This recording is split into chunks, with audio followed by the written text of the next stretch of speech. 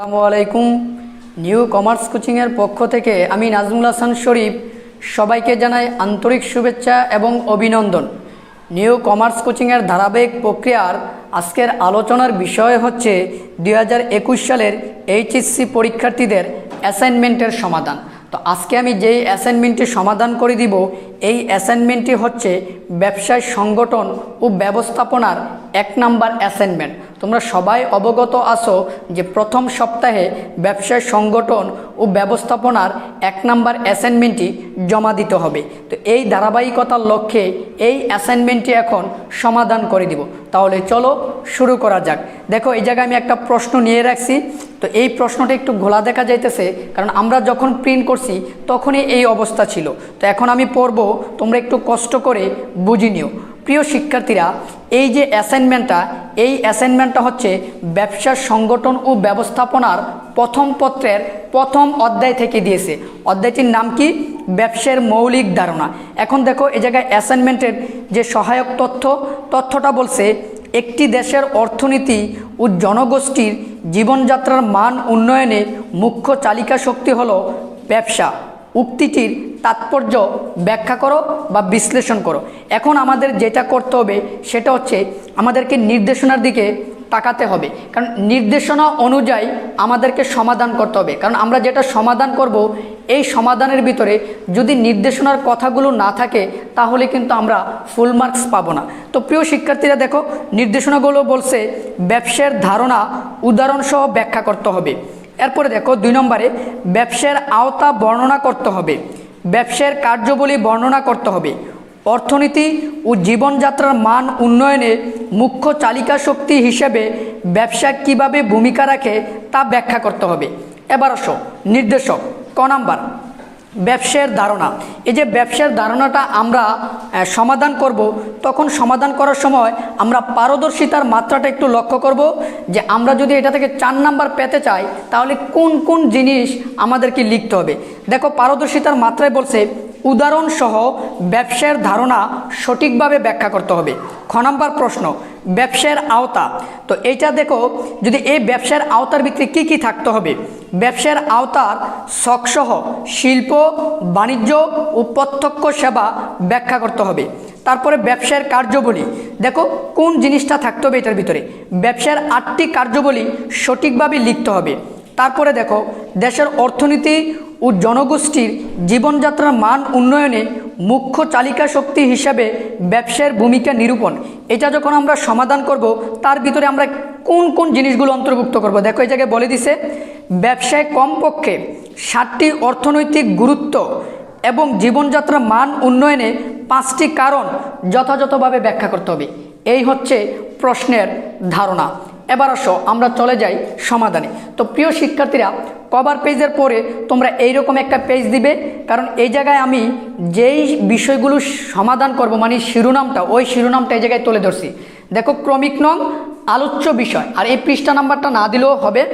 তো ক্রমিক নং 1-এ আমি লিখছি ব্যবসার ধারণা, এটা আমি সমাধান করব। তারপরে 2 নম্বরে লিখছি ব্যবসার আওতা, এটাও সমাধান করব। 3 নম্বরে ব্যবসার কার্যাবলী। 4 নম্বরে দেশের অর্থনীতি ও জনগোষ্ঠী জীবনযাত্রার মান উন্নয়নে মুখ্য চালিকা শক্তি হিসেবে ব্যবসার ভূমিকা নিরূপণ। তো এখন আমি একটা একটা করে সমাধান করে দিব। প্রথমে আসো ব্যবসার ধারণাতে চলে যাই। তো দেখো প্রিয় শিক্ষার্থীরা, এই ব্যবসার ধারণাটা তোমরা কিভাবে লিখবা। তো দেখো, ব্যবসার ধারণাটা তোমাদেরকে লিখতে হবে এভাবে। আমি লিখছি ক নাম্বার, ব্যবসার ধারণা। ইংরেজি বিজনেস শব্দের আবিধানিক অর্থ হলো যে কোনো কাজে ব্যস্ত থাকা, মুনাফা অর্জনের উদ্দেশ্যে উৎপাদন ও বন্টন সহ সকল বৈধ অর্থনৈতিক কাজকে ব্যবসা বলে। অর্থনৈতিক কাজ বলতে অর্থ উপার্জন বা আয় রোজগারের উদ্দেশ্যে কোনো কাজ করাকে বোঝায়। কোনো কাজ অর্থনীতি সংশ্লিষ্ট হলেই তাকে ব্যবসা বলা যায় না। ওই কাজ করার পিছনে অবশ্যই মুনাফা অর্জনের উদ্দেশ্য যেমনি থাকতে হয়, তেমনি তা আইনগত বৈধ হওয়া আবশ্যক। ব্যবসার ক্ষেত্রে উৎপাদন সংক্রান্ত কাজ শিল্পের মাধ্যমে আর বন্টন সংক্রান্ত কাজ বাণিজ্যের মাধ্যমে সম্পন্ন করে থাকি আমরা। তাই মুনাফা অর্জনের উদ্দেশ্যে শিল্প বাণিজ্য এর সহায়ক সকল কাজই ব্যবসা। ব্যবসা একটি প্রাচীন যুগ থেকে বাঙালিরা করে আসছে, এর মাধ্যমে মুনাফা অর্জনও সক্ষম হয়। এই হচ্ছে ব্যবসার ধারণা। তো প্রিয় শিক্ষার্থীরা, আমি এক কথায় যদি বলতে চাই, মুনাফা অর্জনের উদ্দেশ্যে যে কোনো বৈধ কাজকে আমরা ব্যবসা বলতে পারি। যেই কাজের ভিতরে মুনাফা অর্জন থাকবে না, ওই কাজটাকে আমরা কখনোই ব্যবসা বলতে পারি না। তো এই জন্য আমাদেরকে কি করতে হবে, একটা উদাহরণ দিতে হবে। তারা বলেই দিছে যে যখন তুমি ব্যবসার ধারণাটা লিখবা তখন যেন একটা উদাহরণ আমরা দিই। তো দেখো প্রিয় শিক্ষার্থীরা, আমি কিন্তু একটা উদাহরণ দিয়ে দিছি। এই জায়গায় উদাহরণটা তোমরা লক্ষ্য করো। এই উদাহরণটা চাইলে তোমরা তোমাদের মতন করে লিখতে পারো। আমি যেটা লিখছি সেটা লিখতে হবে, এমন কোনো বাধ্যবাধকতা নেই। তো দেখো, যেমন সমীর শেখ যদি পরিবারের খাবারের প্রয়োজনে মিটাতে চাল, ডাল, তরি তরকারি উৎপন্ন করেন, তবে তার এই অর্থনৈতিক কাজটি ব্যবসার মধ্যে পড়ে না। এই অর্থনৈতিক কাজটিকে তুমি ব্যবসা বলতে পারো না, কারণ এটার ভিতরে কিন্তু মুনাফা অর্জনের উদ্দেশ্য ছিল না। তার মূল উদ্দেশ্যটাই ছিল পরিবারের প্রয়োজন মেটানো। যদি তার উদ্দেশ্যটা এমন হইতো যে সমীর শেখ সাহেব পণ্য উৎপাদন করে মুনাফা অর্জনের উদ্দেশ্যে সেটা বাজারে বিক্রি করতেছে, তাহলে তার কাজটাকে আমরা কি ধরতে পারতাম, ব্যবসা ধরতে পারতাম। তো ব্যবসাকে দেখো আমি একটা ছকের মাধ্যমে এই জায়গায় উপস্থাপন করছি। ছকটা কি, প্রথম হচ্ছে অভাববোধ, মানুষের প্রয়োজন মানে অভাববোধ। তারপর হচ্ছে পণ্য ও সেবা উৎপাদন, অভাববোধের পরেই কিন্তু আমরা পণ্য ও সেবা কি করি, উৎপাদন করে থাকি। 3 নম্বরে হচ্ছে বিনিময় ও বন্টন, বিনিময় এবং আমরা বন্টন করে থাকি। যে পণ্য এবং সেবাটা উৎপাদন করি এটা আমরা বিনিময় বা বন্টন করে থাকি। এবার এই বিনিময় বন্টনটা আমরা করি ক্রয় বিক্রয়ের মাধ্যমে। যে লিখে দিছি দেখো, ক্রয় বিক্রয়, বিনিময় সহায়ক কাজ। এবার এই বিনিময়গুলো করার জন্য আমরা অনেকগুলো মাধ্যম ব্যবহার করি, যেমন ক্রয়, বিক্রয়, পরিবহন, গুদামজাতকরণ ইত্যাদি। এরপরে অভাবের পরিতৃপ্তি, এরপরে কি, অভাবের পরিতৃপ্তি। তারপর প্রিয় শিক্ষার্থীরা, আমরা একটা উপসংহার দিয়ে দিব। দিয়ে দিলে আমাদের ব্যবসার ধারণাটা কি হয়ে যাবে, কমপ্লিট হয়ে যাবে। তাহলে দেখো প্রিয় শিক্ষার্থীরা, ব্যবসার ধারণাটা আমি কমপ্লিট করলাম। এখন আমি তোমাদেরকে খ নাম্বার যে প্রশ্নটা সেটা আমি দেখিয়ে দিব। দেখো, খ নাম্বার প্রশ্নটা ছিল ব্যবসার আওতা। দেখো, ব্যবসার আওতা বলতে কি বোঝায়? ব্যবসাকে শিল্প এবং বাণিজ্যের সমষ্টি গণ্য করা হলেও সমাজে প্রত্যক্ষ সেবা ও ক্রয় বিক্রয় বর্তমানকালে গুরুত্বপূর্ণ আরেকটি অর্থনৈতিক কার্য হিসাবে বিবেচিত। তাই ব্যবসার আওতা নিম্নোক্ত রেখাচিত্রের সাহায্যে উপস্থাপন করা হলো। তো দেখো, ব্যবসার আওতা 3টা, একটা হচ্ছে শিল্প, বাণিজ্য, প্রত্যক্ষ সেবা। এবার এই 3টা আওতার আমরা কি করব, ব্যাখ্যা দিব। তো প্রথমে আসো ব্যাখ্যা দেই শিল্প। শিল্প হচ্ছে উৎপাদনের বাহন। আমি সংক্ষেপে বলে দেই। তো শিল্প হচ্ছে উৎপাদনের বাহন। কোনো কিছু যদি আমরা উৎপাদন করতে চাই তাহলে অবশ্যই শিল্প লাগবে। শিল্প ছাড়া কোনো কিছু তুমি কি করতে পারবে না, উৎপাদন করতে পারবে না। তো দেখো, আমি এই জায়গায় লিখছি যে কার্য প্রচেষ্টা বা প্রক্রিয়ার মাধ্যমে প্রাকৃতিক সম্পদ আহরণ এবং এতে উপযোগ সৃষ্টির মাধ্যমে মানুষের ব্যবহারের উপযোগী পণ্য হিসাবে প্রস্তুত করা হয়, তাকে শিল্প বলে। মানে প্রাকৃতিক সম্পদরা আহরণ করে বিভিন্ন প্রক্রিয়াজাত করে মানুষের ব্যবহারের উপযোগী করে যখন আমরা গড়ে তুলব, আর যেই জিনিসটার মাধ্যমে আমরা গড়ে তুলতেছি এই জিনিসটাকে বলা হয় কি, শিল্প। এই জন্য শিল্পকে বলা হয় কি, উৎপাদনের বাহন। এবার আসো প্রিয় শিক্ষার্থীরা, শিল্পের প্রকারভেদরা তুমি একটু উল্লেখ করে দিবা যে শিল্প কয় প্রকার। দেখো, শিল্পকে প্রধানত আমরা 6 ভাগে ভাগ করে থাকি। 1 কৃষি শিল্প, 2 প্রজনন শিল্প, 3 নিষ্কাশন শিল্প, 4 নির্মাণ শিল্প, 5 প্রস্তুত শিল্প, 6 সেবা এবং পরিবেশক শিল্প। তো এই যে 6টা ভাগ, এই 6টা ভাগের তোমার ব্যাখ্যা দিতে হবে না, জাস্ট 6টা ভাগ তুমি কি করবা, লিখে রাখবা। এবার আসো প্রিয় শিক্ষার্থীরা, ব্যবসার 2 নম্বর আওতাটা হচ্ছে বাণিজ্য। বাণিজ্য হচ্ছে গুরুত্বপূর্ণ একটি অঙ্গ ব্যবসার। দেখো, শিল্পে উৎপাদিত পণ্য প্রকৃত ভোগকারী, ভোগকারী বলতে বুঝাইছে ভোক্তাকে, যিনি পণ্য এবং সেবা ভোগ বা নিঃশেষ করেন। দেখো, শিল্পে উৎপাদিত পণ্য বা প্রকৃত ভোগকারী বা ব্যবহারকারীর নিকট পৌঁছানোর ক্ষেত্রে যে সকল প্রতিবন্ধকতা দেখা দেয়, মুনাফা অর্জনের উদ্দেশ্যে তা দূরীকরণের জন্য গৃহীত যাবতীয় কাজের সমষ্টিকে বাণিজ্য বলে। সুতরাং বাণিজ্য ব্যবসার গুরুত্বপূর্ণ অঙ্গ হিসাবে বন্টন কাজের সাথে সম্পৃক্ত। বাণিজ্যের আওতাভুক্ত বিষয় হলো যেমন ট্রেড বা পণ্য বিনিময়। ট্রেড বা পণ্য বিনিময়, পণ্য বিনিময় আমাদের সত্যগত বাধা দূর করে দেয়, মানে মালিকানাগত বাধা দূর করে দেয়। নাম্বার 2, পণ্য বিনিময়ের সহায়ক কার্যাবলী। পণ্য বিনিময় করতে আরও যে সকল কার্যাবলী আছে সেই কার্যাবলীকে বোঝানো হয়েছে। এবার আসো, ব্যবসার 3 নম্বর আওতাটা কি ছিল? প্রত্যক্ষ সেবা। এবার দেখো, এই জায়গায় আমি প্রত্যক্ষ সেবাটা লিখে দিছি। দেখো, মুনাফা অর্জনের উদ্দেশ্যে গ্রাহকদের প্রয়োজন পূরণে সমর্থন কোনো কাজ, সুবিধা বা তৃপ্তি প্রদানকে প্রত্যক্ষ সেবা বলে।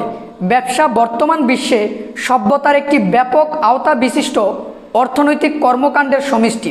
মুনাফা অর্জনের উদ্দেশ্যে উৎপাদন, বন্টন ও এর সহায়ক প্রত্যক্ষ ও পরোক্ষ সকল কাজে এর আওতাধীন।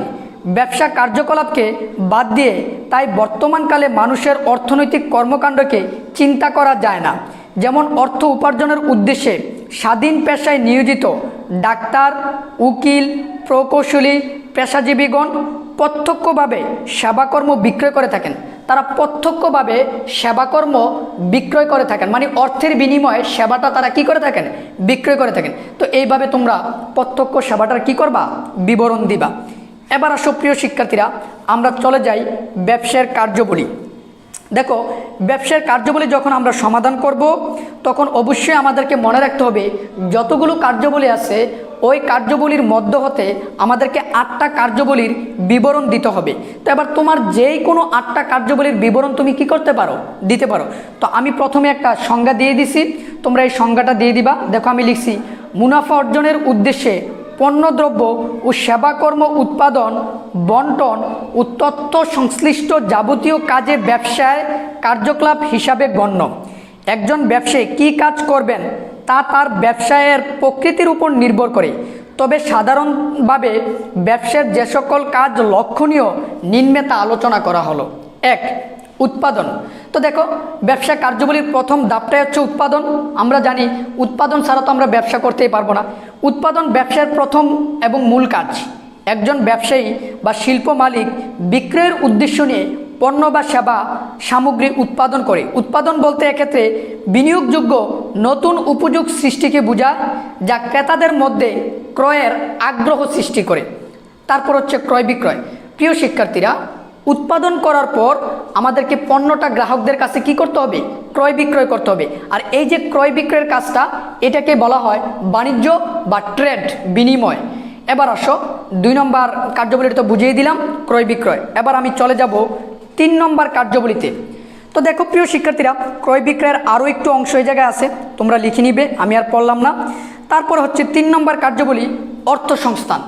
এই অর্থ সংস্থান মানে একটা ব্যবসা প্রতিষ্ঠান সুন্দরভাবে পরিচালনা করতে হলে অবশ্যই কি করতে হবে? অর্থ সংস্থান করতে হবে। তো দেখো, অর্থ সংস্থানের এই জায়গায় আমি অনেকগুলো লেখা লিখে দিছি, তোমরা লিখে নিবে।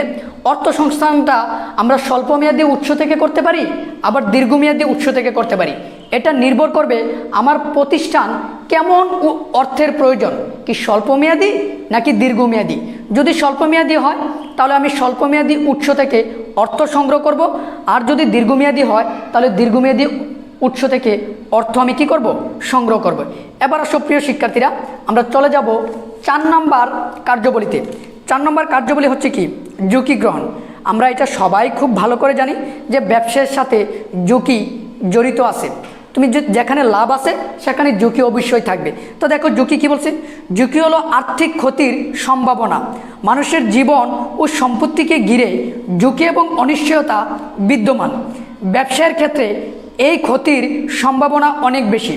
যেমন উৎপাদিত পণ্যের মূল্য কমে যেতে পারে, বাজারে মন্দাভাব সৃষ্টি হতে পারে ইত্যাদি। তো ঝুঁকি থাকবে, ব্যবসার সাথে কি থাকবে? ঝুঁকি থাকবে। ঝুঁকি ছাড়া তুমি কি করতে পারবে না? ব্যবসা করতে পারবে না। এরপরে আসো 5 নম্বর কার্যাবলী, পরিবহন। পরিবহন ব্যবসার অন্যতম গুরুত্বপূর্ণ কাজ। উৎপাদন স্থল থেকে ভোক্তার কাছে পণ্য পৌঁছাইতে স্থানগত উপযোগ সৃষ্টি হয়, আর এই স্থানগত প্রতিবন্ধকতাটা দূর করে পরিবহন। তারপরে 6 নম্বর কার্যাবলী, গুদামজাতকরণ। প্রিয় শিক্ষার্থীরা, গুদামজাতকরণ ব্যবসার সময়গত বাধা দূর করে দেয়। এক সময়ের পণ্য আমরা যদি অন্য সময় পেতে চাই তাহলে অবশ্যই আমাদেরকে ওই পণ্যটা গুদামজাত করতে হবে। এই গুদামজাতকরণের ফলে ব্যবসার সময়গত বাধা কি হয়ে যায়, দূর হয়ে যায়। তার মানে গুদামজাতকরণ ব্যবসায় কার্যাবলীর অন্যতম একটি গুরুত্বপূর্ণ ধাপ। তারপরে আসো প্রিয় শিক্ষার্থীরা, আমরা এবার চলে যাব 7 নম্বর কার্যাবলীতে। তো দেখো 7 নম্বর কার্যাবলী বলছে প্রমিতকরণ ও পর্যায়িতকরণ। প্রমিতকরণ এবং পর্যায়িতকরণ দুইটা একই। আমি সংক্ষেপে তোমাদেরকে বলে দিই, তোমরা একটু বুঝে নাও। প্রমিতকরণ হচ্ছে পণ্যের গুণাগুণ, আকার, রং, স্বাদ ইত্যাদি অনুযায়ী যদি পণ্যের মূল্য নির্ধারণ করা হয় এটাকে প্রমিতকরণ বলে।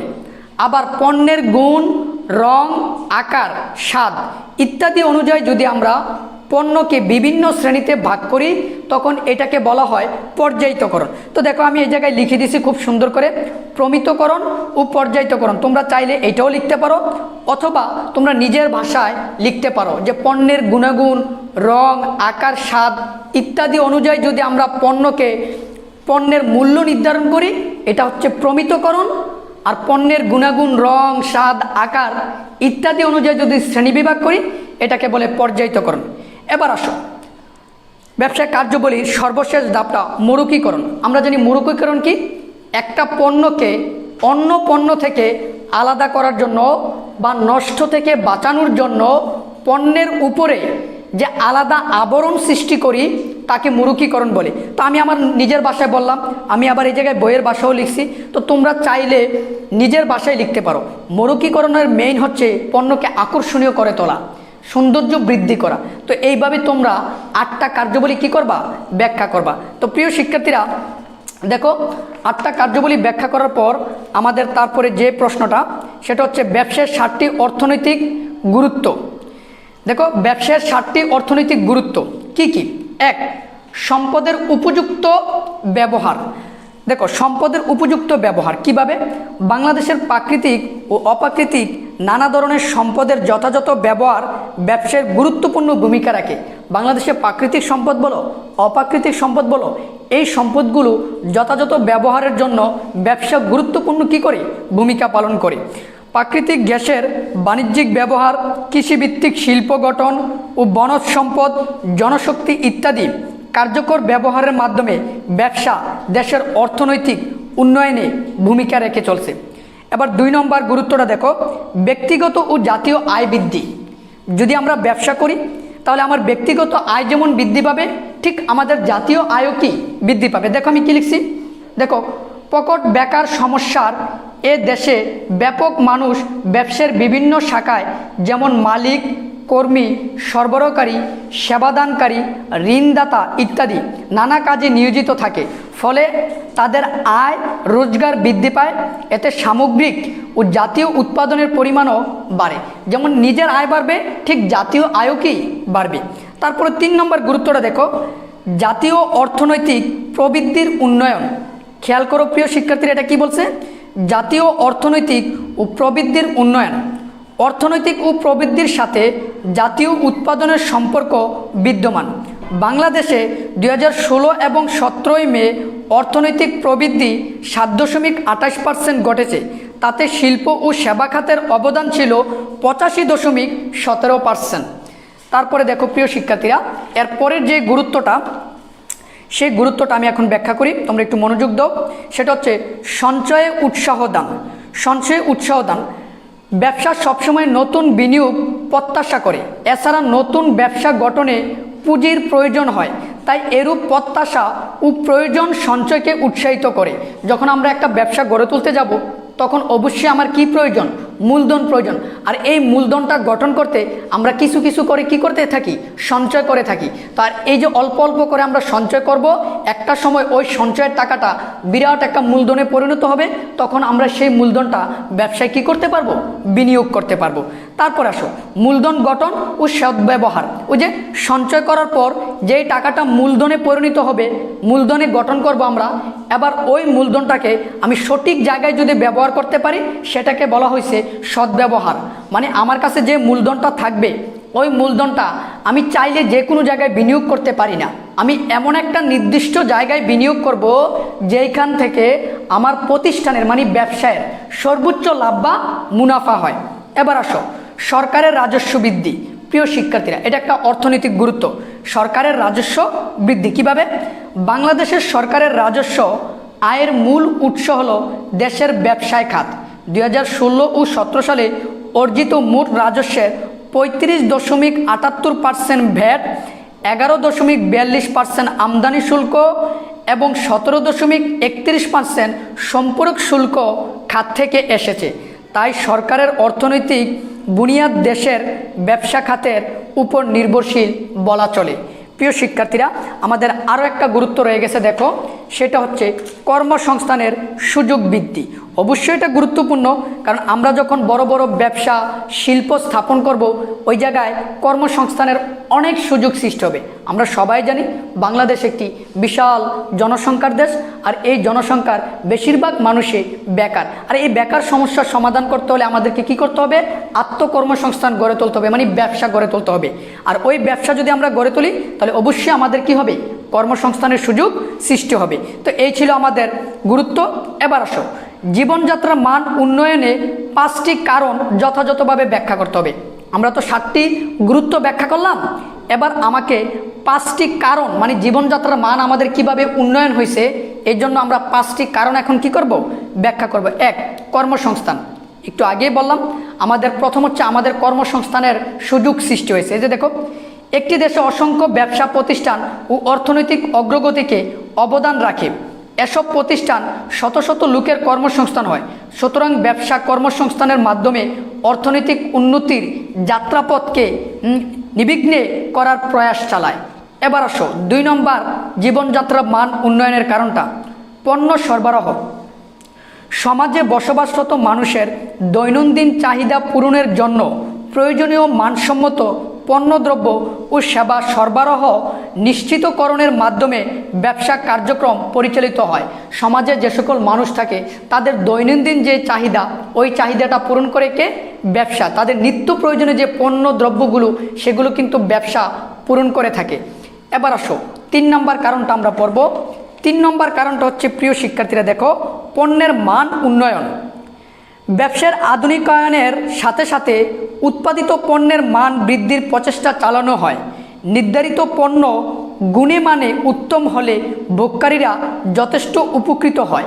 অবশ্যই যেই পণ্যটা আমরা উৎপাদন করব সেটা অবশ্যই গুণগত মান এবং গুণে মানে সেটা ভালো হতে হবে, কারণ সেটা যদি ভালো না হয় তাহলে ভোক্তা কিন্তু সেটা কি করবে না? গ্রহণ করবে না। এই জন্য আমাদেরকে অবশ্যই পণ্যের মান উন্নয়ন করতে হবে।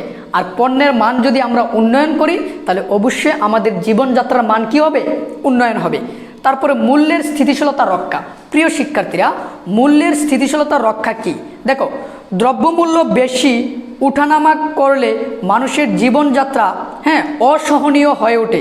তাই ব্যবসায়ের পণ্য মূল্যে স্থিতিশীল রাখার জন্য প্রয়োজনীয় ব্যবস্থা গ্রহণ করে। মানে দ্রব্যমূল্যের দাম বেশিও হবে না, কমও হবে না, এমন একটা স্থিতিশীল পর্যায়ে আমাদেরকে রাখতে হবে। তারপরে ব্যাংক বিমা। লাস্ট কারণটা ব্যাংক বিমা। ব্যবসা প্রতিষ্ঠানের বৃদ্ধির ফলে নিরাপদ লেনদেন এবং ঝুঁকি ও হ্রাসের প্রয়োজন পড়ে, যার ফলে সৃষ্টি হয় ব্যাংক বিমা এবং বিমা প্রতিষ্ঠানের ফলে দেশের মধ্যে সঞ্চয় ও মূলধনের বিনিয়োগ বৃদ্ধি পায়। তো প্রিয় শিক্ষার্থীরা, এই ছিল 5টা কারণ এবং এরই মাধ্যমে ব্যবসার সংগঠন ও ব্যবস্থাপনার অ্যাসাইনমেন্টের ফুল সমাধান হয়ে গেল। তো প্রিয় শিক্ষার্থীরা, আমি চেষ্টা করছি ব্যবসার সংগঠন এবং ব্যবস্থাপনায় নির্ভুল তথ্য প্রদান করার জন্য। আশা করি এই তথ্যগুলো তোমাদের সহায়ক হবে। যদি আমার এই ভিডিওটি তোমাদের ভালো লাগে তাহলে অবশ্যই ভিডিও শেষে একটি লাইক, কমেন্ট এবং শেয়ার করতে হবে বন্ধুদের মাঝে। যারা সাবস্ক্রাইব করছো তাদেরকে অসংখ্য ধন্যবাদ। ভালো থাকো, সুস্থ থাকো। আসসালামু আলাইকুম।